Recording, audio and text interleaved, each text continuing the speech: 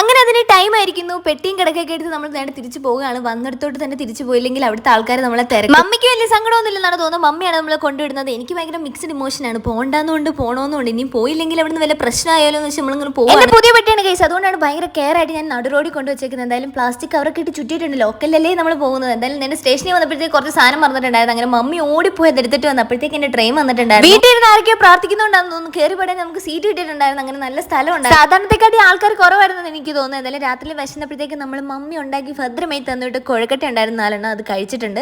എന്തായാലും പിന്നെ കുറച്ച് നേരം നമ്മളിങ്ങനെ നോക്കിയിരുന്നു. കാരണം അത്രയ്ക്ക് ആൾക്കാരുണ്ടായിരുന്നു. അങ്ങനെ രാവിലെ നമ്മൾ ബാംഗ്ലൂരിൽ കണ്ടു വരുന്നു ഗൈസ്. അങ്ങനെ നമ്മൾ മെട്രോയിൽ വന്നിട്ടുണ്ട്. ഇനി നമുക്ക് നേരെ കോളേജിലോട്ടാണ്. നേരെ കോളേജിൽ പോകണമെങ്കിൽ നമ്മൾ ഊബർ പിടിക്കണം. കാരണം ലേറ്റ് ആകും. 9 മണിക്ക് മുമ്പ് കയറിയില്ലെങ്കിൽ 500 പറഞ്ഞ ചേട്ടനോടാണ് നമ്മൾ പിടിച്ചൊരു 300 ഇപ്പൊ പൊക്കോണ്ടിരിക്കുന്നത്. എന്തായാലും പിന്നെ ആലോചിച്ചത് ഞാൻ എന്റെ ജീവിതത്തിൽ എങ്ങോട്ടാണ് ഗൈസ് ഒരു ബിസിനസ് ഇട്ട് ജീവിച്ചാൽ മതിയായിരുന്നു. എങ്കിലും എവിടെയെങ്കിലും ഒക്കെ എത്തോ എന്നാണ് എന്റെ ആലോചന. എന്തായാലും ഇത്രയും പൈസ കൊടുത്തു വന്നില്ലേ, കുറച്ച് ആറ്റിറ്റ്യൂഡ് ഇരിക്കുക.